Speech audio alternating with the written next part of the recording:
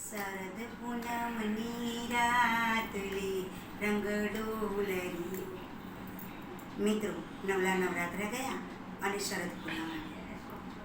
મિત્રો, 6/10/2025 સોમવારે બપોરે 12:23 શરદ પૂનમની શરૂઆત થાય છે અને તારીખ 7/10/2025 મંગળવારે સવારે 9:16 સુધી શરદ પૂનમ રહે છે.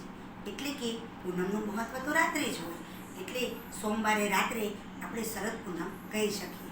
શરદ પૂનમનું મહત્વ શું છે? તો સૌથી વધારે મિત્રો, શરદ પૂનમનું ચંદ્ર આ દિવસે પૃથ્વીથી સૌથી નજીક હોય છે અને ચંદ્રનું જે તેજ છે, જેમાં અમૃત તત્વ રહેલું છે, તે સંપૂર્ણ 16 કળા સાથે પૃથ્વી ઉપર તેનું પોતાનું તે પાથરે છે તેજ. એટલે કે આપણે દૂધ પૌવા ખાસ આ દિવસે આપણે આહાર કરવાનું ખાસ એનું મહત્ત્વ છે. આ સિવાય મિત્રો, શરદ પૂનમના દિવસે મહાલક્ષ્મી માતા ભગવાન વિષ્ણુ સાથે ગરુડ ઉપર સવાર થઈ અને સચરાચર જગતમાં વિચરણ કરે છે. એટલે કે આ દિવસે આપણે મહાલક્ષ્મીની પૂજા અર્ચન કરવાથી પણ ખૂબ જ મહત્ત્વ રહેલું છે.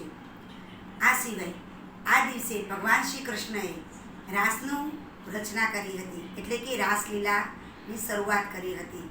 તો આત્માનું પરમાત્મા સાથે મિલન એ પણ આ દિવસનું ખૂબ મહત્ત્વ છે. શરદ પૂનમના દિવસે ખાસ મનુષ્ય તેમજ સજીવ સૃષ્ટિને ખૂબ જ મહત્ત્વ છે.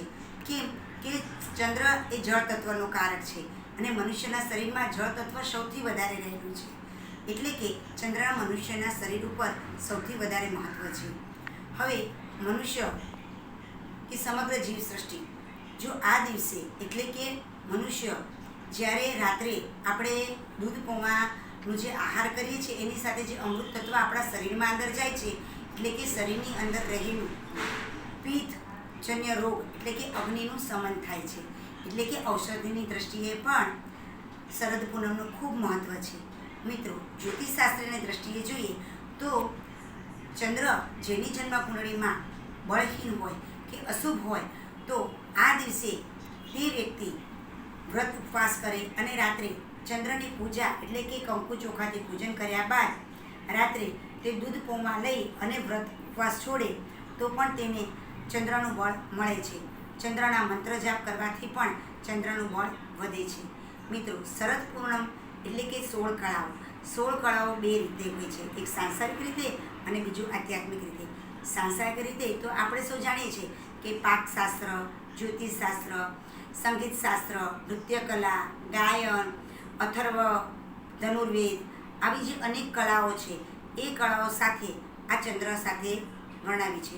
એવી રીતના આધ્યાત્મિક પણ છે કે જેમાં નામ, મન, ઇન્દ્રિય, અન્નમ, જેની આપણે વિશેષ ચર્ચા ફરી ક્યારેક કરીશું.